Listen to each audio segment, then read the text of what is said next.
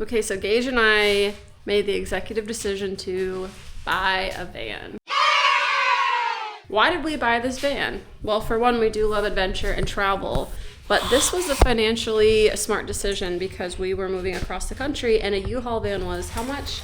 $1,600 one way. $1,600 one way. And this bright yellow van was $2,000. So this van we bought in Wisconsin. It's got 360,000 miles on it, and she needs a little bit of love before we start taking on crew table adventures. Right now, the biggest thing is the AC is broken, and I tried to fix it when we were in Minnesota. For any of you car people out there, the pressure on my low side is completely maxed out, but I thought that maybe the compressor had failed or something else had happened. When I got up underneath the car, all the wires going to the AC compressor were cut. So I'm hoping that the wires got cut, the AC compressor stopped turning on, somebody thought it was broken, and then they charged it and way overcharged it, and hopefully there won't be any damage, but that's probably a 5% chance. On this van, the low side is actually tucked between the headlight and the fender well, so it's kind of difficult to get to. So if you charge it and you don't have an AC manifold gauge, you can't see how much you're putting in there. So I'm hoping somebody just torched it and didn't really know what was wrong with it, but we'll see. The engine does not burn oil, it does not leak oil.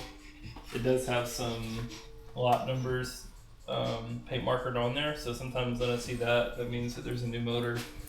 I don't know if there's a new motor, hopefully, but it's a little bit too tight to be a motor that has 360,000 miles on it. Let's give you guys like the grand tour. This is bare bones. We've done no work to it. So our plan is to make this a travel van that has a bed and storage in it so that it's pretty much fully functioning minus a toilet, right? Yeah, maybe a toilet. Maybe? Maybe. Really? We'll see. Okay. So there was a bed here previously that we had to rip out in order to fit all my stuff in it for moving. If you guys have suggestions or you've worked on a van like this before, let us know because we are about to start this project. The store currently does not open. As you can see, there's some damage to the store. Current situation in the front. Obviously with this many miles, she has seen a little bit of love. So our current goal right now, and this might be ambitious, is to have it usable by end of September. Yeah, for Echo. For Echo, we're going to the Echo Heliops conference in Philadelphia, Pennsylvania. It's a medical conference surrounded by public safety, aviation, critical care, and we have a booth there, and hopefully we'll have a tattoo artist there also.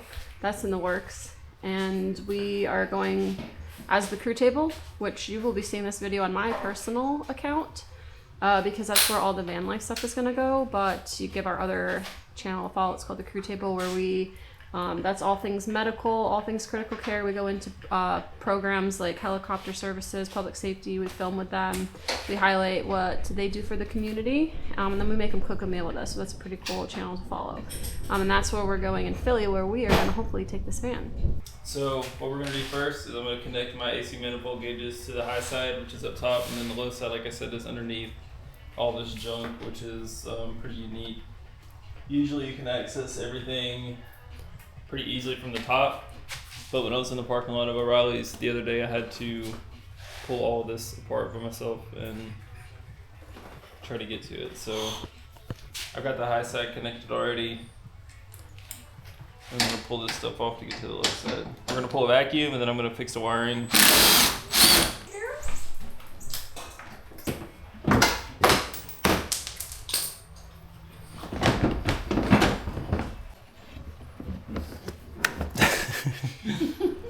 In the first person view. When you look at your pressures on a manifold gauge, while the car is running, your high side should be somewhere around 200 and your low side should be somewhere around 30. And we're at 90 and 100 and the van is off, which is not good. If you look at this like the human body, this is the same exact system as the blue side is venous, your return. The red side is arterial, that's your pressure after the heart, which in this case is the compressor. So it's literally the same exact system. You've got a low side that returns to the compressor, and the compressor works, kicks on, powers everything onto the high side, which is your high pressure system, which is also red, which I think is funny. What do you see? So all this wiring is what was cut. It was like somebody put something in the vehicle and pulled all the lines and wires and broke all of them. So we're gonna try to cut and repair all of this, and maybe the compressor will turn on. And if not, it'll need to be done to replace it anyways. So, and if you can see it, there's the canister where the low side is. I'm gonna cut them all down to where they're usable, and then I'm gonna maybe add some more wiring because some of it is just ripped and destroyed. Soldered it all together. We're about to charge it. We've done all the wiring. All the wiring is now done. That is the harness that we made. And I'll put some corrugated tubing on it later. So now we charge it and we see if it's gonna turn on. Do we have success? So our theory was right. It's working now. And it's not the Arctic wind by any means, but it's a significant improvement. Good job. Look. Oh, wow. It'll get better once we actually drive it, but it gets pretty cold in here. You gonna drive it tomorrow? Yeah. All right, what's the next video gonna be on?